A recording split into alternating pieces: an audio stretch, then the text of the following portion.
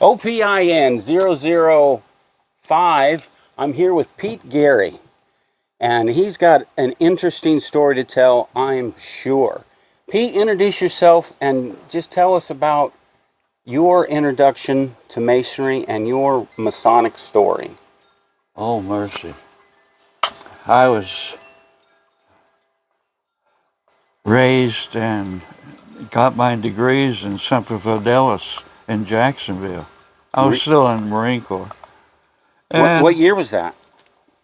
what year was it? 61. 1961. Wow. Yeah, it was, and my coach lived right down the road about an hour away. Not even an hour, you know. From there, I got transferred from Camp Lejeune and came up to Cherry Point, and got married, had a child here, and I wasn't old enough to petition the lodge. You had to be 21 in those days. Yeah. But I was living right next door to Newport Lodge, 706. And they were building the lodge at that time. The other one, or the old one, or the new one? No, the new one. The one we're in right now. Okay. They were building that, and I lived in a little trailer rented by this couple that was in the Army, and he got transferred. But anyhow, and they were laying the block, that back wall. I can remember going over there and helping them lay those bricks, cinder blocks on that back wall. I got transferred again back down to the Jacksonville area, and that's when I went to find out how to join. I didn't even know how to join, you know. Yeah. I didn't know anybody, so I went to the Methodist preacher and I asked him to tell me who a Mason was in his congregation. He told me Louis Davenport, who later became the editor of the North Carolina Mason. He was running the bus station in Jacksonville. He was the manager of it or whatever. He told me, went to the phone book and he said, make contact with this man, Tony Dedman, who was the secretary of Semper Fidelis. Well, I did, and one thing led to another, and Tony filled out paperwork, and they sent paperwork up to Virginia because that's all my references were. But lo and behold, it come to find out that the company I was assigned to in Camp Lejeune, the first sergeant was a Mason. Okay. And two of the officers in the battalion were Masons. So everything seemed to go through boom, boom, boom, boom, and that's where it all started. Got transferred from there. Divine providence. Yeah, it worked out that way too. And that relates me to when I went on recruiting duty. The wife and I had lost a child, one of them, our second born, that was at Camp Lejeune. I'm sorry. And we decided to adopt for medical reasons, whatever. And I filled out the paperwork and we got interviewed and I listed my references. Well, while I was there in Jacksonville on recruiting duty, I involved myself with the Scottish Rite. And I knew a lot of the fellows then, you know, brothers. Brothers, yeah. And I asked the secretary of the Scottish Rite in Knoxville if I could use him as a reference. And it turned out, he said yes. He was tickled, you know. But the caseworker, another name, was his daughter. Isn't that amazing? And in 2 months, we were approved, and we had a child in our hands. Wow. Now, did Masonry help that?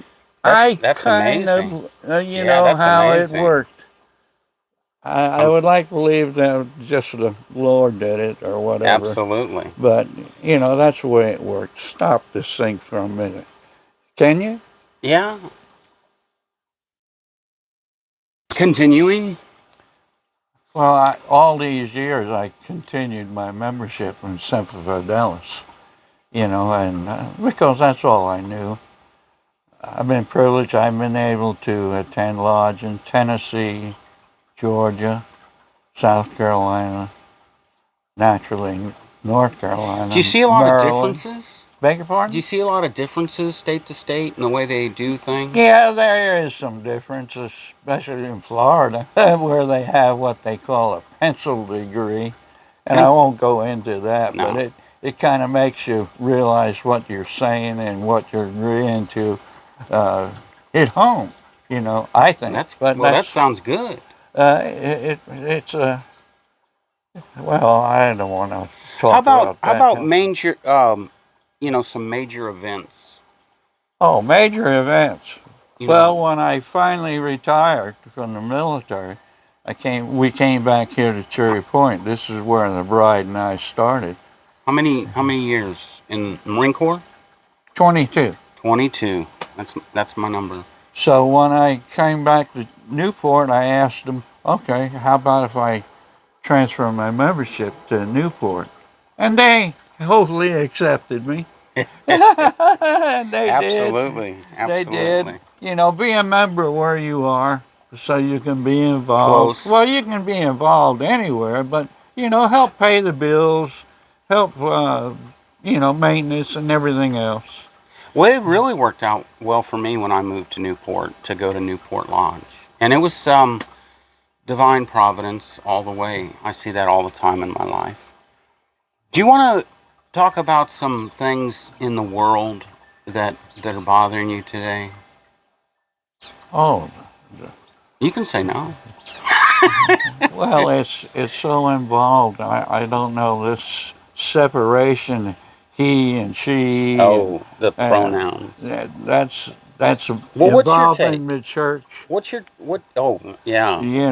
So what's your I'm take a on it? Methodist. Okay. We go to the St. James here in Newport, and it's coming up to they're going to vote whether Oh, wow. we're going to stay with this traditional type thing or go to this new set, or I guess you could call it. It means you're involved, and it's an issue that is currently happening in your church. Yeah, it's the homosexual thing, and Well, what do they? It's I call it log bit. It's LGBT, and then they keep adding things on the end. I don't But then the understand pronouns, all and you get to pick. Yeah, I don't. I wouldn't care to really try to explain it, but it's horrible, right? It's To me, it is because I'm a Christian. I believe in the book. Yeah, What the book says. I do. And the book says, to me anyway, no homosexual. Sexual is not good. Yeah. Well, this new bunch wants to say it's good. You can marry she and he and and that kind. I don't believe in that. Well, you know what some people say to me when I tell them, homosexuality is forbidden. They'll say things like, well, wearing clothing with mixed fabrics, like if it's half cotton, half polyester, that's in the Bible as forbidden too. You gotta. The Lord gave us a brain and a little bit of common sense, No, I'm not buying that. Well, I mean that's popular dialogue. That's on. I don't know what's going to happen with our church right here. We haven't voted yet.